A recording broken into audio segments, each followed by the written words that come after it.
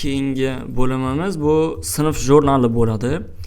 O'zi odatda sinf jurnalini o'qituvchilar yuritadi va o'qituvchilarimiz o'zi avtomatik shu sinflarni va unga o'quvchilarni biriktirishimiz bilan o'qituvchilarimiz Play Marketdan yoki App Store'dan o'ziga tegishli ilovani yuklab olib, o'rnatgandan so'ng login parol bilan kirgandan keyin o'qituvchini platformasida jurnallar bo'limi bo'ladi va u yerdan baholarni qo'yib ketaverishadi.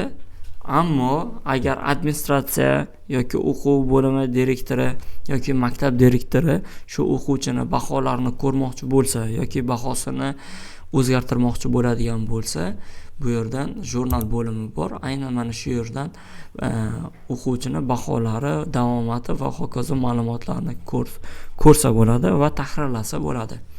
Xo'p, birinchi A sinf bu yerdan yuqoridan sinflar keladi. Bu yerda esa sinflarni harf kesimida kelinadi. Misol uchun birinchi A sinf, birinchi B sinf, birinchi D sinf yoki ikkinchi A sinf. Qolganlarda 4-chi sinfga hech qanday harf biriktirilmagan, shuning uchun bo'sh holatda. Ammo 3-chi A sinf yoki 2-chi A sinf xuddi shu tarzda ko'rinaveradi. Masalan, 1-sinfga A, B, D biriktirilgan ekan, shuning uchun A va B, D ma'lumotlari ko'rinadi. Xo'p, 1-chi A sinfga hozircha ikkita fan kiritgan ekanmiz, fransuz tili, matematika. Bu yerda o'qituvchisi ma'lumotlari va bahosi, o'rtacha bahosi, ya'ni mana shu 1-chi A sinfning fransuz tilida umumiy sinf bo'yicha o'rtacha bahosi ko'rinadi. Ya'ni 1-chi A sinf fransuz tilida o'rtacha 1.3 bahoga ega ekanligi. Bu yerda esa umumiy davomat ko'rinib turadi. Agar to'liq jurnalni ko'rmoqchi bo'lsak, ko'rish ustiga bosamiz va bizga jurnal ochiladi. Bu yerda ko'k bilan bugungi kunimiz belgilangan turadi. Bu yerda esa o'quvchilarimizning ism familiyasi va bu yerga baho qo'yamiz. Misol tariqasida bugunga 5 qo'yishimiz mumkin va bu yerda bir vaqtni o'zida davomat qilib ketamiz. Maktabga kelgan va a'lo darajada tayyorlangan, masalan, tayyorlangan deb izoh bilan bahoni qo'yib saqlashni bosadigan bo'lsak, bu yerga baho qo'yiladi. Va biz qo'ygan izoh ota-onaning platformasiga bildirishnoma sifatida yetib boradi.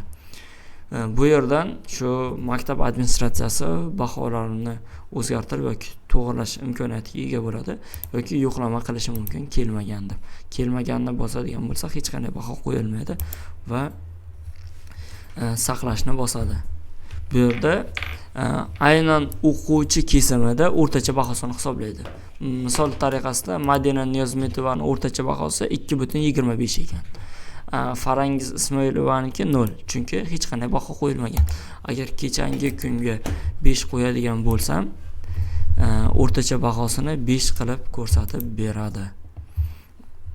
Va X ni bosib chiqib ketadigan bo'lsak, bu yerda davomat, ya'ni 2 kishi o'z vaqtida kelganligini bildirib turadi fransuz tilida va uzr adashman, ikkita dars qoldirilganligini bildiradi va bu yerda esa o'rtacha bahosini ko'rsatib ketaveradi. Bo'yna 2.3 edi. Ikkita 5 qo'yganligim uchun bu yerda 2.8 bo'lib o'rtacha bahosi o'zgardi. Xuddi shu tarzda jurnal orqali o'quvchini umumiy o'zlashtirish baholarini ko'rib tursak bo'ladi.